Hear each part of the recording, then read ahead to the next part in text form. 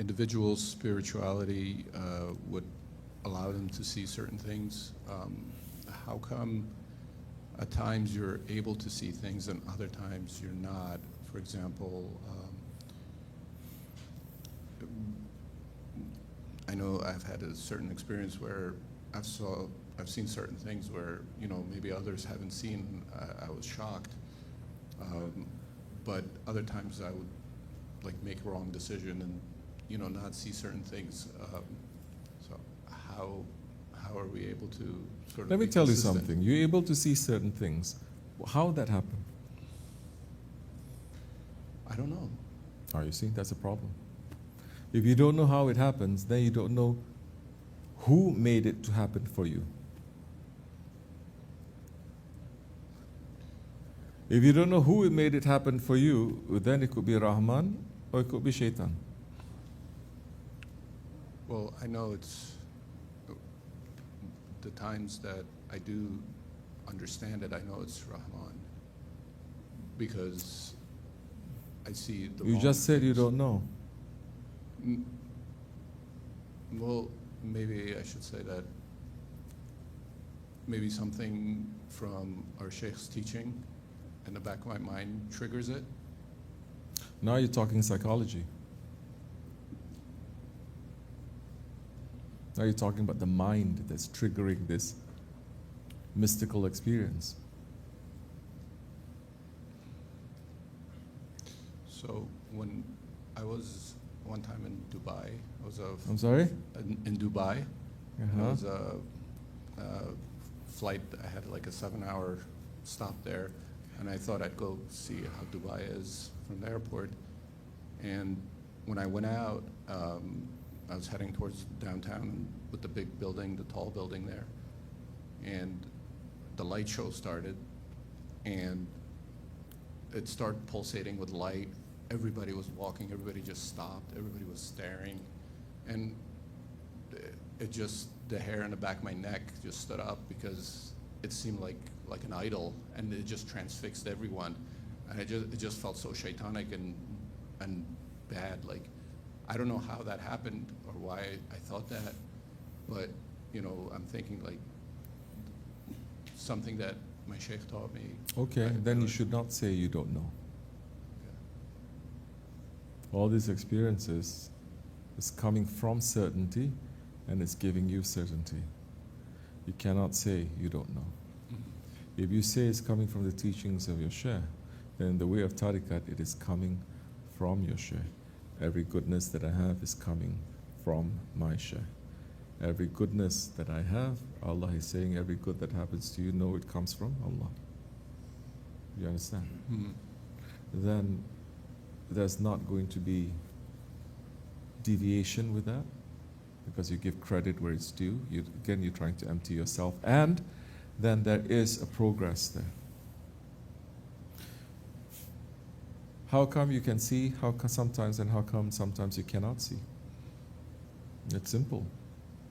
When you close your eyes, you cannot see. When you open your eyes, you can see. When you open your eyes with the vision of Allah, you can see. When you close your eyes, meaning with your ego, you can deny 1,000 suns. So you must always see with the vision of Allah. You must always see with the nur of your Prophet ﷺ, through the teachings of your Shaykh. Yes? How do you see? What's that? How do you see that way? Like, how do you see with Allah's eyes? Many things you have to do in order to see that. You have to get rid of the bad vision in order to get the good vision. You have to know what is bad. You have to die before you die. Some people don't want to. They don't want to. They don't want to get rid of the ego. They don't want to be ruled by someone. They don't want to be controlled by anyone. They don't want to submit to anyone. That's why it's so easy to say, I submit to Allah. But the Sahaba Kiram, they submit to the Prophet, they took the bayat.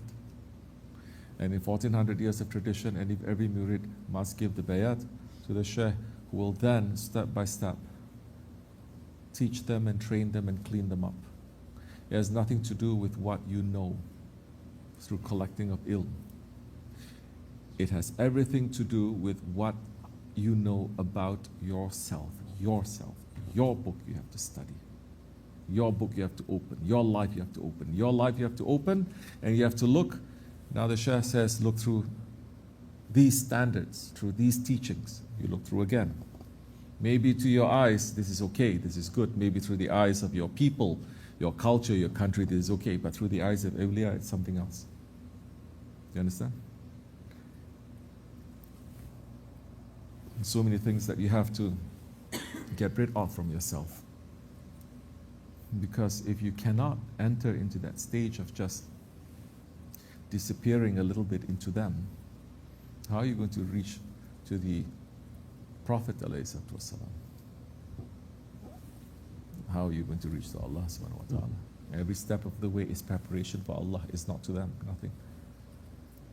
So in order to do that, then that guide, that Prophet, Allah subhanahu wa ta'ala must take over you. How? How to take over? We are taken over every day. How to take over in this way? The heart. You have to start falling in love. As the Sahaba Kiram, they fell in love with the Prophet ﷺ. You have to start submitting. Then when you submit, then slowly you start seeing as they are seeing. Because you're pushing your sight away, you're putting their sight on you. You understand? And it can be something that is consciously you doing it. It can be something that they are making you to see every now and again. Then you have to find your own way, your own niche. You say, okay, this is my thing. Because at the end of the day, I'm not trying to be them. I'm trying to serve them. Because when you have love, definitely you must have service. There's no such thing as love without service. When there's love without service, that is not love. That is not ashq. That is selfish love. That is self-worship. You want everyone to love you. Understand? Yes. The Sahaba Kiram, they say, may my life be sacrificed for you, Ya Rasulullah. May my father and may my mother be sacrificed for you. May my children be sacrificed for you. They're not just saying that, they meant it. Majority of the Sahaba Kiram, they were in their 20s down. You understand? Majority of them, they're young. And when they say it when you're young, especially, they give it the full heart. It's a handful that is a little bit older. Majority of them, because when youth, it's always, when the youth, they say with their heart. When you're a little bit older, you're older, 40 years old, it's question mark. Whether if you changed before or after.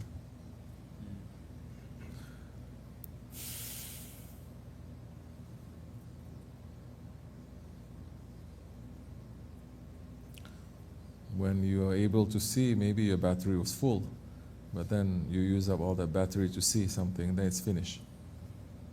So you need to do something to recharge. Yeah, yes, Sheikh. When the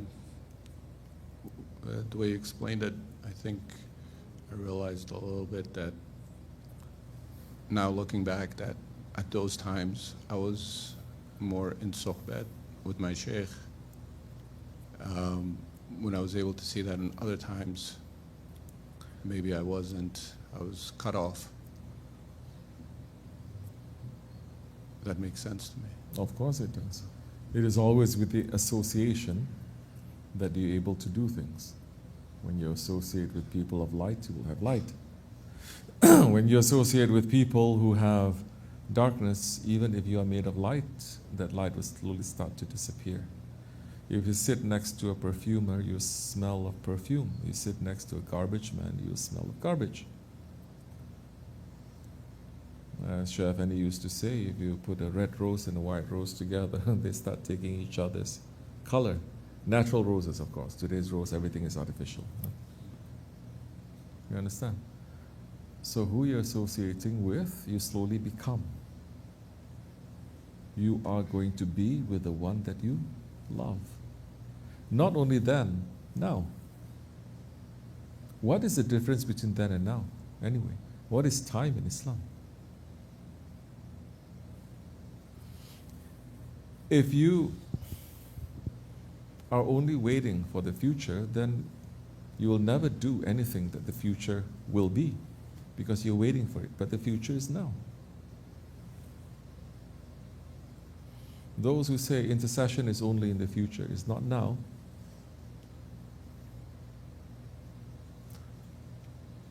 How are we going to get the help of Allah subhanahu wa ta'ala if the intercession of the Prophet ﷺ is only for Akhirat, is not here? Were there not people that just by invoking the name of the Prophet ﷺ, they received the mercy of Allah, beginning from Adam ﷺ to the blind man? Do you need 1,000 reasons for the one who is wise? When he sees a minaret from a distance, he knows that there is a town. That is the way of spirituality also. You don't need 1,000 reasons. The way of Sharia, yes, you must have more and more and more evidence to back. But in the way of spirituality, you don't. It just makes sense. Sheikh, in our internal dialogue, should we have the voice of our Sheikh always there? Should we have what? The voice of our Sheikh always in our internal dialogue? It's not a choice. Then whose voice are you going to listen to? Meaning, the conversation now is between you and Allah. There's always been. The conversation in reality is Allah speaking to you. Alastu bi rabbikum. Yes? Qalu bala. Everything else is answering to, am I not your Lord? Our sunnah is answering that question. What's the question? Am I not your prophet? Yes? Yes, you are. I'm practicing this, O my prophet, to keep the memory of you, the reality of you, alive in me, because the reality is I'm alive because of you. So there must always be, what is a dua but a dialogue? Yes? You're asking Allah. You're speaking to Him. So the voice of your Shaykh through sohbah, through this, yes, it can be a literal voice if you like, it can be a strong presence if you like, but the idea is, He is there. In your heart, you are doing it, understanding what the lessons are, you're doing it. Again, to say, Qalu bala. Indeed.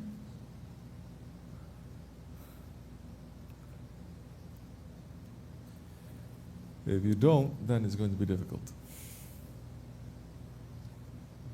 Shaykh make it easy, simple. It says, if do anything you want. Just say, if your Shaykh is there, would he approve of it or not? If your Prophet is there, would you approve of it or not? Is he there? Of course he's there. Is Allah there? Of course he is.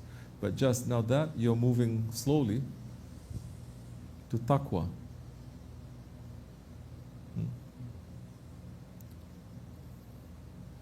Fana? Oh, we have no idea what it is. We should not pretend. But at least to have taqwa. Then you're not going to cut yourself off. Then you're not going to continue making so many